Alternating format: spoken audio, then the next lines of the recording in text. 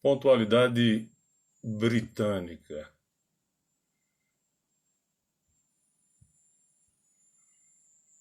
Boa noite aí a todos vocês que estão aí acompanhando essa nossa live de hoje, dia de sábado, dia concorrido, dia de muitas lives de famosos, mas eu coloquei nesse horário exatamente para a gente aproveitar um pouco antes aí desse horário esse assunto que é um assunto muito interessante, né? Hoje à tarde eu fui questionado por um grande amigo meu, né? Inicialmente amigo, depois aluno e agora podemos dizer que somos amigos, e que é o senhor Anselmo.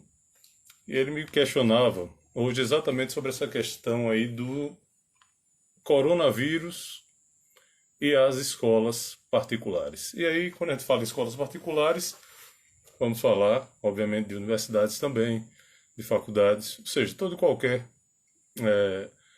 instituição de ensino particular que nesse momento em que nós temos uma pandemia, em que nós temos o isolamento, em alguns lugares até mesmo o lockdown, ou seja, não há a possibilidade de termos aulas presenciais. Como é que fica essa situação para os pais dos alunos, para os próprios alunos? Será que tem algum direito de ver esse contrato revisado? Será que tem direito a desconto?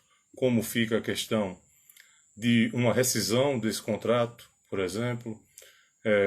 Como é que ficaria essa situação em cada uma das hipóteses, por exemplo, do ensino infantil, do ensino fundamental, do ensino superior, né, dos berçários, como é que fica essa situação? Então tudo isso a gente vai tentar agora falar aí nesses próximos 20, 25 minutos. Vai ser coisa rápida para liberar o pessoal aí para as lives de sábado, né? Então veja só, o questionamento principal é o seguinte: o simples fato de não haver mais essa possibilidade, mesmo que temporária, de aulas presenciais, elas iriam acarretar algum tipo de consequência para o contrato firmado entre o aluno e a instituição de ensino? Veja, primeiramente nós temos que analisar a questão do contrato em si. Nós temos que lembrar que esse contrato de prestação de serviços, ele não necessariamente exige que essa prestação seja presencial, tá? Claro, existe a lei, o MEC determina que parte do curso ele seja presencial. Mas lembre, nós não estamos aqui numa situação normal. Nós estamos aqui numa situação de força maior. Nós estamos aqui diante de uma situação onde há um impedimento vindo do próprio Estado. O Estado não permite que as escolas possam continuar funcionando. Então, nessa situação, é óbvio que a única maneira de se resolver é através dessas aulas por teleconferência ou chamadas de telepresenciais. Ok? E o que é que aconteceu? E aí eu vou falar especificamente aqui do nosso estado de Sergipe. O Ministério Público, no final de abril, juntamente com os PROCONs estadual e municipal, se reuniram com o Conselho Estadual de Educação e também com a Federação de Estabelecimentos Particulares de Ensino do Estado de Sergipe. Então, essas 5 entidades, através de um termo de ajustamento de condutas que foi firmado em um inquérito civil, o inquérito civil, para quem não é da área, é exatamente uma peça que é formada, um procedimento que é formado no Ministério Público para se apurar determinadas situações. Nesse caso aqui, essa situação envolvendo as escolas particulares. Então, existe lá o inquérito civil e no final de abril, na reunião, esse termo de ajustamento de conduta foi firmado com as seguintes diretrizes, tá? Então, primeira situação. Quando foi feita essa reunião, nós tínhamos um decreto, que era o 40588 de 2020, que previa que as escolas estariam fechadas até o dia 30 de maio. Só que com a evolução, nós estamos vendo aí cada vez a coisa ficando pior, foi editado um novo, no dia 25 de maio de 2020, o decreto 40.600, e esse prazo passou agora para 30 de 6 de 2020. Então, escolas, universidades, faculdades não poderão funcionar aqui no estado de Sergipe até o dia 30 de 6. Claro, se houver uma mudança muito grande, nós tivermos aí uma situação onde esse vírus ele venha a ter uma evolução muito boa e tenha como diminuir esse prazo, ótimo. Se não, o prazo, por enquanto, é até o dia 30 do 6. Tá? Então, até o dia 30 do 6, nada de aula. E aí, como é que fica essa situação? Veja, o direito do consumidor ele preza sempre pelo chamado equilíbrio contratual. Pensem no consumidor como a parte fraca, a parte que nós chamamos em direito de vulnerável, de hipossuficiente. O consumidor, então, entra numa relação com o fornecedor, relação esta que é sempre desequilibrada, em desfavor do consumidor. Então, é necessário que se faça algo para se restabelecer esse equilíbrio. Então, quando as escolas, no final de cada ano letivo, fazem lá uma planilha de cálculos para ver quais seriam os custos que que elas teriam no ano seguinte, que nós chamamos de cálculo atuarial, elas colocam lá o que é que vão gastar com insumos, por exemplo, água, energia. Elas colocam lá o que vão gastar com pessoal, seja professores, seja os demais funcionários. O que vão gastar, por exemplo, com material, cursos, formas de didática. Então, se vai investir em retroprojetores, se vai... Retroprojetor é o novo, né? Em data show, se vai investir em quadros digitais. Então, tudo isso é colocado em uma planilha. De material de limpeza a salário de professor, tudo isso tem que estar nessa planilha. Com base na planilha e na expectativa de alunos, você define o valor da mensalidade. O grande problema é que isso foi feito antes do coronavírus. E ao ser feita essa planilha, não se levou em consideração essa realidade que nós estamos enfrentando hoje. Então, o que é que vai ser necessário? O que é que deve ser necessário? As escolas vão ter que refazer esses cálculos. Então, se não houver essa mudança da planilha de cálculos, simplesmente nós vamos ter um desequilíbrio contratual. Anselmo está dizendo aqui, vale lembrar que no início do ano não assinamos um contrato, mas apenas demos um aceite no termo de adesão. É outra situação, né, Anselmo, que a gente vê muito no âmbito do direito do consumidor. É um contrato de adesão, nós não discutimos.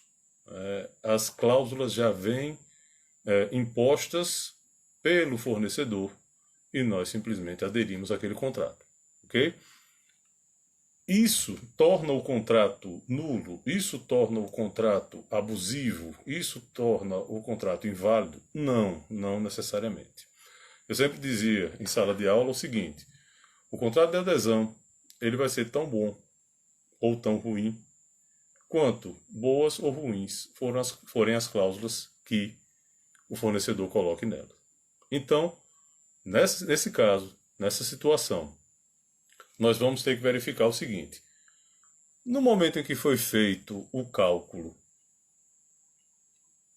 houve algum tipo de nulidade, de ilicitude por parte das escolas? Eu entendo que não. As escolas fizeram com base naquilo em que eles iriam enfrentar durante o ano de 2020. Tá? Então, esse contrato aí, no meu modo de ver, ele não é um contrato nulo ou um contrato abusivo de maneira nenhuma. Entretanto, com essa situação, em que, por exemplo, eles não vão ter tanto gasto com energia, não vão ter gastos ali com água, não vão ter gastos com material de limpeza, né? Os professores, por sua vez, não vão estar recebendo um vale-transporte, por exemplo. Então, algumas coisas vão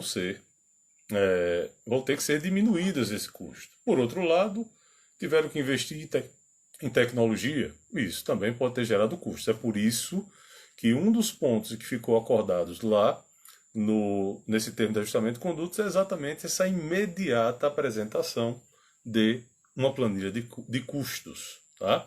Isso é direito dos pais. Os pais podem exigir. Olha, peraí, como é que era antes e como é que está agora? O que foi que vocês fizeram para que esses custos eles aumentassem, diminuíssem ou se mantivessem? Isso é que tem que ser dito. Isso tem que ser apresentado. Lembrar que um dos direitos básicos do consumidor é exatamente a informação.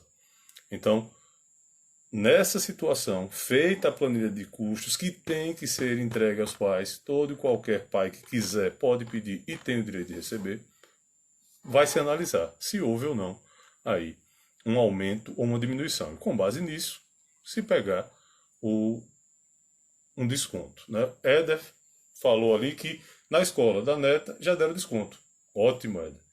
Era isso que deveria ser feito por todas as escolas. Né? Verificar efetivamente se houve ou não uma diminuição e dar esse desconto. Né? Ou então, pelo menos, esclarecer, olha, nós não podemos dar desconto por isso, isso e aquilo. Nós fizemos aqui os cálculos e os investimentos que nós fizemos. Né? Como a Thelma está dizendo, né? Houve investimento em tecnologia, capacitação. Veja, eles têm que demonstrar. A Universidade Tiradentes está basicamente fazendo o curso, né? A tendência é que migre tudo para esse curso à distância. Como eu já disse em uma oportunidade anterior, nós estamos aqui diante de um mundo novo. Nós estamos aqui diante de uma situação extremamente nova. Tá? Então, essas aulas online, né? Você enfrenta um computador, o professor falando com você à distância, essa falta de contato humano, isso é uma nova realidade que vai estar sendo instituída aí por essa pandemia. Tá? Algumas situações, nós vamos chegar lá, Cláudio, nós vamos ver que, ao final disso tudo, o que a gente pode cravar? A gente pode cravar o seguinte: se a escola não demonstrar que os custos dela se elevaram ou ficaram iguais, ela não poderia, de maneira nenhuma, deixar de dar esse desconto. Tá? Então, aumentaram meus custos, paciência, você não vai repassar isso para os pais. Tá? Agora, meus custos se mantiveram, mantém a mensalidade. Não, meus custos eles diminuíram. Então aí é claro que o pai teria direito, né, ou o aluno, no caso de uma universidade, de uma faculdade, teria direito a esse desconto. Tá? Então assim, já esclarecendo, primeira situação, o que é que tem que se buscar? Buscar essa planilha. Olha, eu quero a planilha, eu quero que vocês demonstrem. Não demonstrou, requerer o desconto. Ok? Claro, óbvio, nós temos situações, como o Éder falou, que a escola, por si só, já se adianta e diz, olha, estamos aqui e nós vamos dar um desconto aí. Ok? As escolas também, elas deverão apresentar um projeto ou plano pedagógico, que é outra coisa interessante também, né? Porque muitas vezes, meu filho mesmo, ele já está numa idade em que não há tanta essa necessidade de um professor. Mas, por exemplo, a criança mesmo que está começando, ela precisa de um professor e muitos pais no grupo lá do colégio do meu filho estavam reclamando que eles estão fazendo o papel do professor. Então, essa é uma outra situação que, no meu modo de ver, pode ser levada em consideração para fins de se obter desconto. Né? Até porque, quando nós estamos diante dessa chamada educação infantil, não há nem a possibilidade de você fazer reposição de aulas que não sejam presenciais. Então, é uma outra situação que deve ser enfrentada. Então, veja só, se não há a possibilidade de se fazer reposição dessas atividades obrigatoriamente presenciais, qual é a orientação do Ministério Público? Que haja suspensão imediata do pagamento das mensalidades. Tá? Então, essa situação da escola, da educação infantil é muito complexa, muito complicada.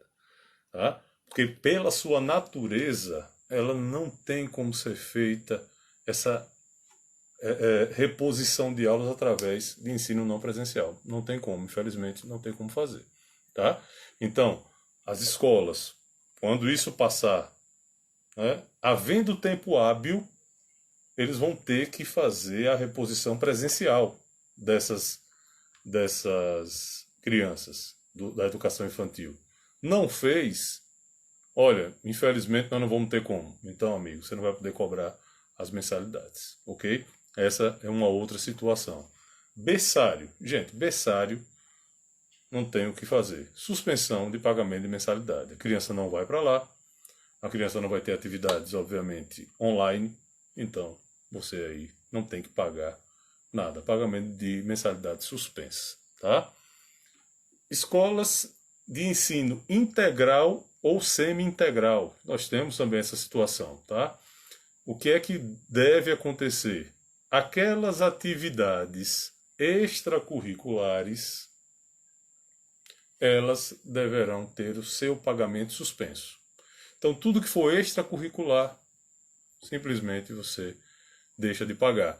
Quando retornar às aulas, aí sim se recompõe esse pagamento, se verifica o que é que vai ser feito para se poder voltar a pagar. Mas as atividades extracurriculares, naquelas situações, naquelas hipóteses da chamada educação ou ensino integral ou semi-integral, você vai ter que simplesmente parar de pagar isso aí. Ok. E aí nós chegamos num outro ponto bastante interessante, que é o seguinte. Veja, eu não estou satisfeito com a escola. A escola, ela não levou em consideração, por exemplo, porque muitas vezes, gente, a gente tem uma visão um pouco distorcida do que é a escola particular. É claro que nós temos escolas particulares onde estudam pessoas que têm condições. Isso é uma grande verdade. Mas aí nós passamos a simplesmente pensar que todas as escolas particulares elas são frequentadas por pessoas que têm condições. Isso não é verdade. Tanto que o Ministério Público ele diz que nesse plano pedagógico que vai ser apresentado deve-se levar em consideração também a condição social de cada um aí dos alunos, tá? Ou pelo menos, né, da média dos alunos. E aí o que acontece? Você está lá, seu filho, você vê que a escola não se preparou para isso, a escola não levou em consideração isso, e simplesmente você quer rescindir o contrato. É praticamente uma unanimidade que em rescisões antecipadas de contrato, o consumidor ele tem que pagar uma multa mesmo que proporcional, mas tem que pagar. Como é que fica essa situação? Invoca-se a chamada força maior. E aí, nessa situação, nós simplesmente não teríamos que pagar a multa rescisória. Então, alega-se a força maior, rescinde-se o contrato. Claro, gente, veja, eu estou falando aqui no mundo ideal, né? Em que você vai chegar lá para a escola e dizer, olha, você me mostra a planilha, se a planilha não tiver aqui mantido os custos ou aumentado, eu quero um desconto, e a escola lhe daria. Você vai rescindir o contrato sem pagar a multa, a escola não vai fazer nada, não vai negar a entrega de documento dos seus filhos para você matricular em outra escola. Né? Isso é o mundo ideal. A tendência é que isso se judicialize. A tendência é que nós tenhamos que buscar a justiça em situações como essa. Tá? Então, em resumo, né, eu disse que ia ser rapidinho hoje. Em resumo, o que é que nós temos? Nós temos a necessidade das escolas apresentarem um plano pedagógico, levando em consideração as particularidades do seu corpo discente, do seu corpo de alunos. Deverá também fazer uma planilha de custos atualizada, levando-se em consideração os investimentos e também as economias que elas tiveram, e essa planilha deverá ser entregue aos pais de forma imediata. O pai pediu, a escola tem que dar. E aí entra naquela questão. Se o custo diminuiu, diminui-se a mensalidade. Se o custo se manteve ou aumentou, mantém-se o valor da mensalidade, ok? Nós também temos que lembrar da questão da educação infantil. A educação infantil, se não for possível fazer a reposição dessas aulas que foram perdidas, então, nessa situação, os pais não têm obrigação nenhuma de efetuar o pagamento. Nós temos que lembrar, né, gente, o seguinte, quando a gente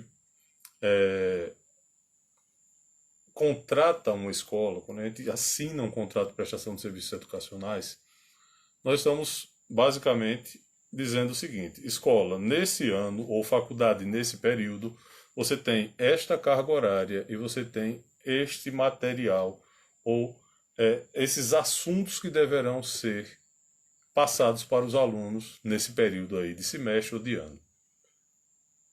Se ao final do ano ou do semestre a faculdade ou a escola tiver cumprido isso, ótimo, tranquilo. Se não, aí nós vamos cair nessa situação aí de não haver o pagamento ou então pedir ressarcimento, tudo isso vai poder ser feito, tá? Lembrar que em caso de berçário não há a obrigação nenhuma de fazer pagamento, porque a criança não está tendo nenhum tipo de educação, né, virtual, isso aí não se aplica aos berçários, né, e também não está indo até o berçário. Escolas com ensino integral ou semi-integral, essas daí deverão, né, simplesmente todas as atividades que são chamadas de extracurriculares deverão ser suspensas aí, as cobranças e obviamente, os pagamentos. E em caso de rescisão contratual, você não precisa, não pode lhe ser cobrada aí a multa por essa rescisão antecipada. Ah, eu preciso alegar alguma coisa? Não, eu simplesmente vou dizer que não quero mais continuar no colégio e vou alegar aí a força maior decorrente dessa pandemia do Covid-19, tá? Então, gente, era isso que eu tinha para dizer a vocês sobre esse tema. Infelizmente, a gente chegou agora, né? Mas esse vídeo eu vou disponibilizar, tentar disponibilizar ele lá no feed, né, do Instagram e também no canal, que eu criei um canal no YouTube, onde eu vou colocando não só essas lives que eu estou fazendo, mas também alguns outros vídeos, discutindo realmente assuntos bem atuais, sobre principalmente direito do trabalho, processo de trabalho, mas também direito do consumidor, tá? E tentando levar isso para vocês. Então, lá na bio, agradeço aí a Elvira, né, que me deu essa dica de colocar o endereço do canal lá na bio, que fica mais fácil. Então, quando terminar aqui essa live, eu peço a vocês que vão lá na bio do canal, né, do meu canal aqui no Instagram, e tem lá o canal do YouTube, um linkzinho, vocês cliquem e aí se inscrevam lá, que eu vou estar postando também vídeos lá no canal, ok? Agdo disse aqui: bom lembrar que sabiamente as escolas anteciparam as férias escolares, assim, nesse período não houve possibilidade de desconto nas mensalidades. Foi uma manobra, né? Acaba sendo uma manobra, e aí nesse caso eu sempre parto do princípio da boa-fé, né? Se eu fosse um empresário do ramo de escola, eu faria a mesma coisa, né? Eu colocaria os alunos em férias e meio que diria o seguinte: vamos ver como é que isso vai se desenvolver daqui para frente, né?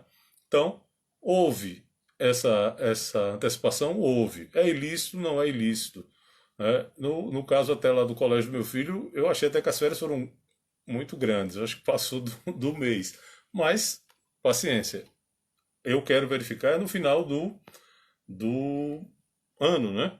Para ver o que é que eles vão fazer, se todo o currículo, né, foi dado. Sim, lembrar aqui ao pessoal que estudou na UNIT, né? Vi essa notícia hoje, meio-dia. Né? Quem estudou na UNIT nos períodos 2008 e 2009, 2007 e 2008 e 2009, eu acho que o primeiro semestre, dá uma olhada. Eu vou ver se consigo colocar uma lista no canal. Uma lista de alunos que tem dinheiro para receber da UNIT. Coisa ruim, né? Então, quem tiver aí estudado nessa época, dá uma olhada lá na lista, né? Pode ser que você tenha um dinheiro aí para receber da Universidade Tiradentes. Se não, eu não conseguir colocar, bota no Google, bota procurando, né? Olha, o NIT devolve dinheiro a alunos. Aí vai aparecer lá um link onde você pode baixar a lista com todos os alunos aí que têm direito. Um agradecimento, né, a todos vocês que participaram. Olha, nós, que já estudou em 2008, Não sei se você está na lista. Deixa eu ver se eu estou com a lista aberta aqui, viu? Se tiver, eu já digo se você está ou não, Nosley. Porque tem uma galera aqui. Alguns nomes eu reconheci. E se Nosley estiver aqui, ele já vai pagar os honorários. Olha. Deixa-me ver aqui. Nosley. É porque eles colocaram aqui em ordem alfabética. E às vezes fica um pouco ruim de encontrar. Só um momento. Nós tem não, viu, meu irmão? Você não tem não. Infelizmente, ele deu uma notícia não muito boa. Nós estamos dizendo que no site tem, né? O PDF e você encontra aí. Nós não tem dinheiro. Infelizmente, você não vai pagar os honorários não dessa consulta, viu? Então, gente, agradeço Elvira aí, agradeço Jada que entrou agora e já vai embora, porque acabou, Karina também. Agradeço a Roberval, dois amigos, né? Roberval e Elvira lá de Maceió. Agradeço a todos vocês e segunda-feira eu devo estar fazendo uma outra live sobre honorários sucumbenciais no seu trabalho. Agora, se vocês tiverem qualquer sugestão, eu peço que coloquem no meu Instagram para que eu possa dar uma olhada. Como eu disse a vocês, esse tema de hoje ele surgiu de uma conversa, né, que eu tive com o Anselmo hoje à tarde. Ele me fez esse questionamento. Eu disse: olha, é um tema interessante e é bom falar logo sobre isso. É um tema bastante atual. Vou deixar o vídeo aí para quem está chegando agora, né? Vou tentar deixar esse vídeo aí no gravado e também colocar posteriormente lá no canal do YouTube. Então peço a vocês que deem uma olhada na bio, deem uma olhada no meu canal, clica lá, vai no canal, se inscreve, assiste os vídeos todos, curte. E aí segunda-feira, provavelmente às 19 horas, eu acho que vai ser um horário melhor do que às 18. Eu vou ver se pelo menos dá para fazer aí umas 2 ou 3 lives por semana. Tá? Espero ter sido claro, que vocês tenham aproveitado aí. E uma boa noite a todos vocês. Tchau.